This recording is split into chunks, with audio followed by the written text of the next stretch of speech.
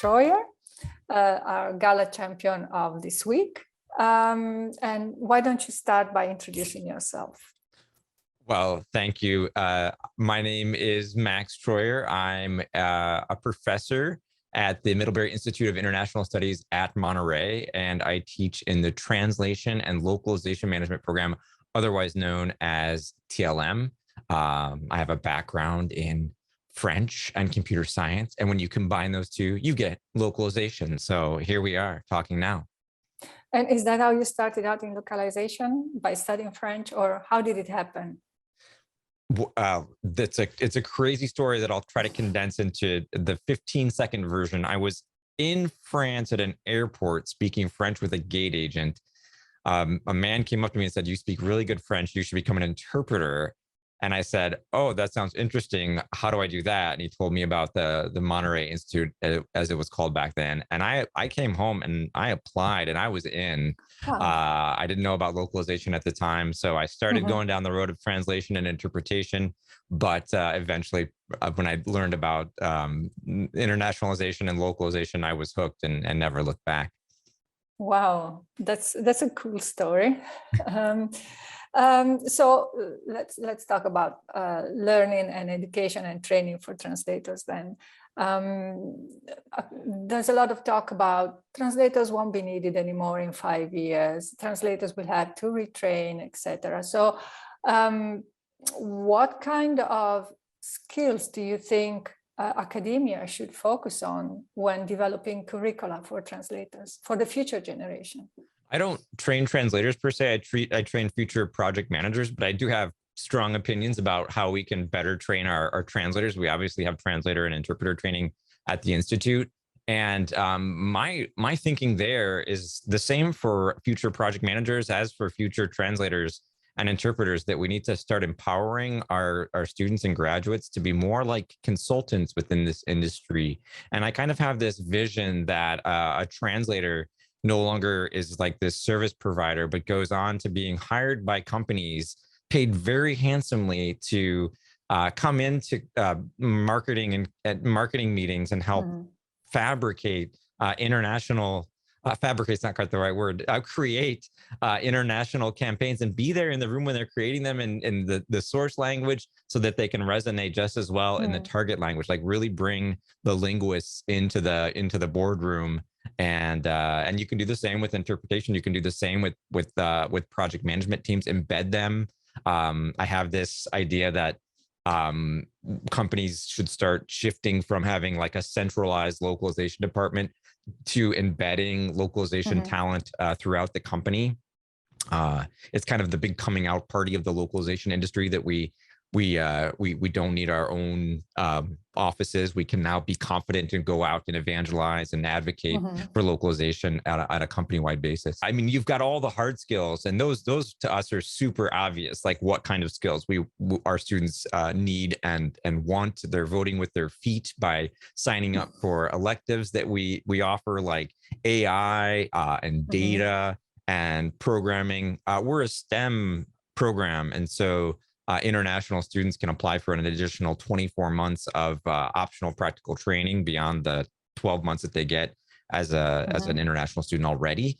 But we're not STEM because of our programming classes. We're STEM because of our business management content. So the programming is actually optional. Many students do choose to become relatively proficient coders, primarily so that they can talk to the developers and the UI UX teams and talk the talk and not sound like fools when they're asking for the moon. Yeah, exactly. Okay, so within all this work that you're doing, where does GALA fit in? Well, I don't think there's another organization that does more to connect people in the industry, to create opportunities for them to exchange information. And it's really a kind of a low pressure, non-sales environment. So I don't know that GALA has a lot of competitors in that space. So I'm very thankful that the organization exists. Yeah. And did you volunteer for GALA for some committees? Yeah, I've participated in some global talent special interest group meetings. I'm looking forward to the next one of those. I joined the Marketing and Communications Committee, which is made up of about 10 or so industry professionals. And we kind of, we're acting in many ways like consultants for representing the GALA constituents and making sure that the GALA content reaches the intended audience. So it's a lot of fun to be involved. Yeah. Would you recommend volunteering for a committee within GALA, or? Definitely.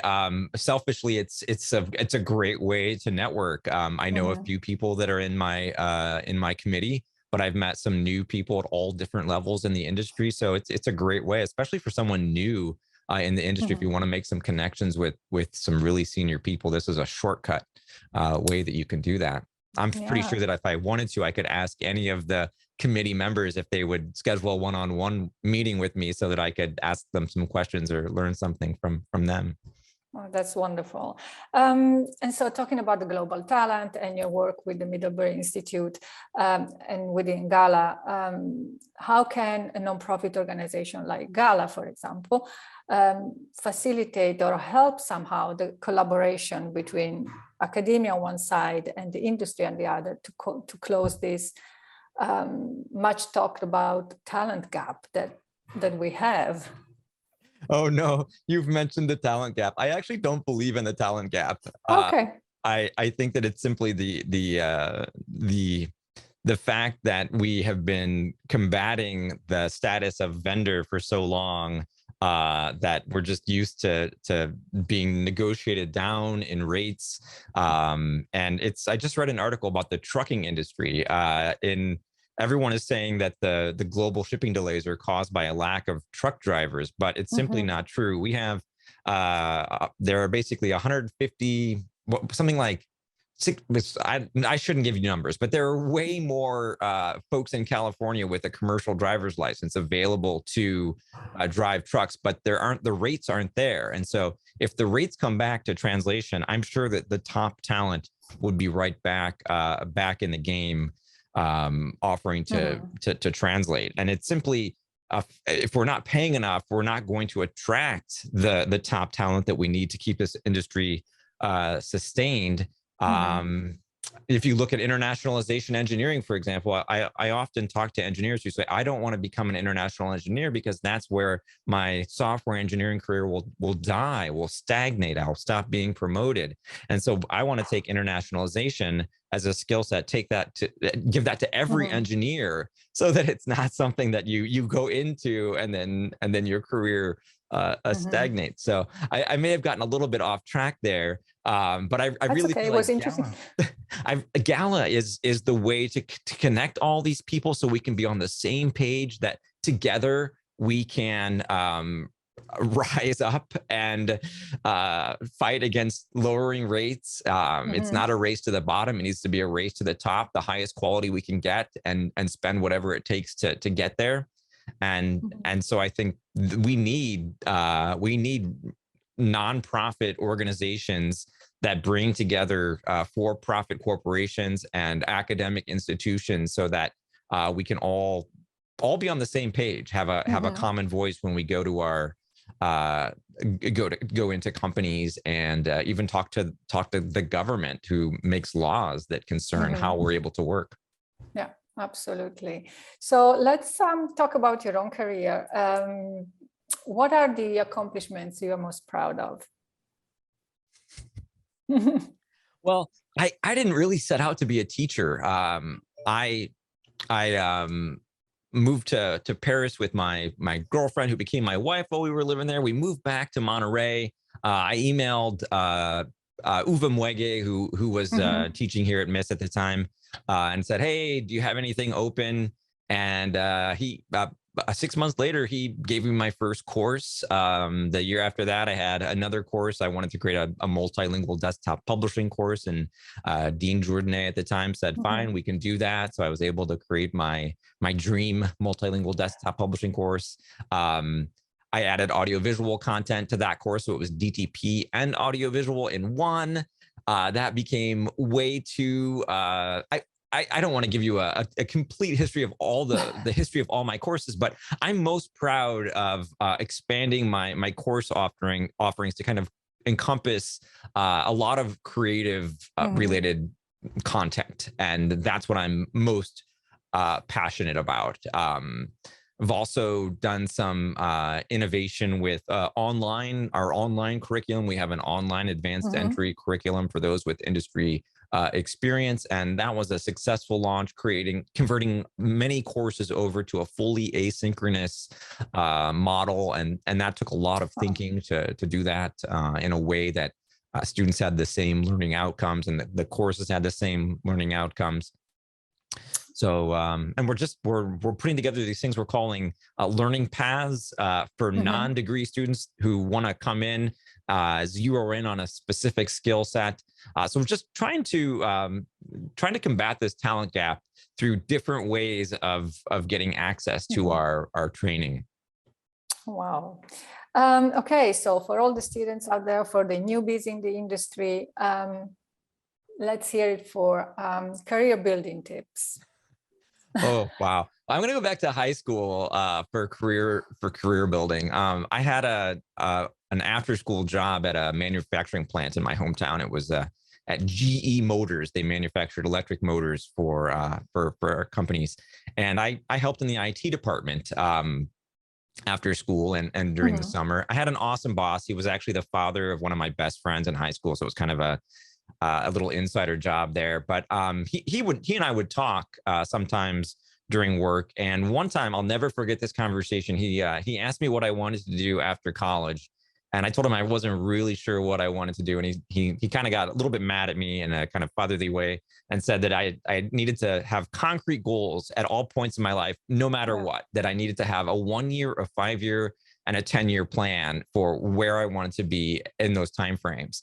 But he also, maybe he saw the panic in my eyes and said that it was okay to change literally the next day, as long as you knew what you wanted to do in 1, 5, and 10 years at any given time.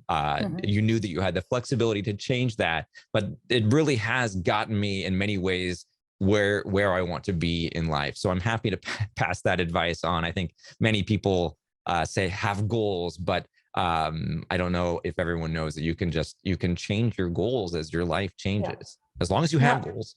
Yeah, absolutely. That's a very good point. Okay, so networking tips for people who are joining GALA and hopefully will join San Diego. Many of our students go to conferences, and we kind of prep them on how to get the most out of a conference, that it's not about getting their needs met. In many ways, a conference is a networking opportunity, not necessarily a career opportunity. And we explain that the best mentality to have going into a conference is trying to get in the mindset of how they can help other attendees, basically creating positive energy that will circle back and may eventually lead to some kind of opportunity or to even a career. It's the classic pay it forward idea.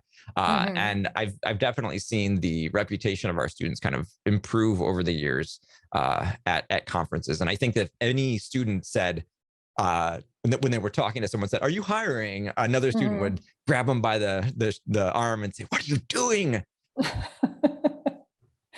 Well, that's one way to go. I mean, why not? Right? If you don't put yourself out there. Indeed. Okay, one thing you learned during this last year. Oh, geez. Well, everyone has a pandemic project. It's one of my favorite things to ask people. What's your pandemic project? My pandemic Don't tell me it's bread. No. My wife and I wanted to build a pergola, a wooden pergola attached to our house in our backyard, and it seemed like such an easy idea. We just started building it, and our neighbor complained, and that got us into the planning process. Well, I had never been through the planning department or the building department. It was a very complex process since I was designing this myself. When I was going to build it, I was just going to get some sticks and start putting things together. I didn't really have a plan. Well, the planning department wanted an actual design. So I had to learn how to use SketchUp Pro and actually stick to the design that I came up with. But it was a good experience. I actually really appreciated ultimately the feedback from the building department, who wanted to know what kind of lag bolts I was going to use, that level of detail. And it got me kind of thinking about how I don't go into a localization project without a plan. And I was going to go into a pergola building process with no real plan. So I think basically I need to apply the project planning skills that I have to all areas that I do. And now we even have a timeline for the pergola. It is still not built, but we have the building permit and we're going to order wood. And I think that I'm going to be able to build that during our holiday break. So that was my pandemic project. So learning about requirements in project management other than localization, that's a good one. Where do you go to find inspiration? Oh, for inspiration, all I have to do is go to LinkedIn and find out what our graduates are up to. I get notified of promotions. I see that our graduates, we have a private Discord group for our alumni. It's how one of the ways we stay in touch. And people post job announcements that their departments are hiring. And it's just great. All it takes is for someone to get a job in a new company where a TLM graduate has gone before. And I'm just thrilled knowing that the company will learn what TLM students can do and maybe reach out and even hire more TLM students. So just all I have to do is go to LinkedIn and see what everyone is up to. It's so inspiring. That's great. One final question. What does life beyond localization look like? Oh, geez. Well, I grew up in a roller rink in Indiana, and I DJ'd all through high school and even parts of college. And this kind of ultimately led into a love for music and singing. And I've been in some jazz a cappella singing groups over the years. I'm a huge fan of karaoke. I have a semi-professional karaoke system I take to host karaoke parties for my friends. And I love the technology aspect of all of this, setting up the equipment, checking out the best equipment to get the best audio effects. And this is kind of bled into my coursework in my audiovisual course, which was desktop publishing and audiovisual lumped into one. But because students wanted so much more audiovisual content, now that's its own course that I've expanded. And it has a huge audio component. We have a couple modules on dubbing and multi-track audio. And so it all overlaps. Okay, that's wonderful. So if you're a DJ, I guess you're hired for the next in-person conference. That would be a lot of fun. Although I don't think I listen to the music that people want to listen to anymore. I don't know. Okay, what kind of music do you listen to? Well, I just read an article that says that as people start getting older, they don't like new music. Their brains just prefer the music that they listen to. Around the age of 13 is when your music tastes kind of solidify. But actually at a GALA conference, that would probably be perfect. Like everyone would be in the same boat. We'd all want music from the 80s and we would be very happy. Okay, that's great. You're hired. So GALA champion Max Troyer, thank you so much. Thank you, Isabel. This was a lot of fun.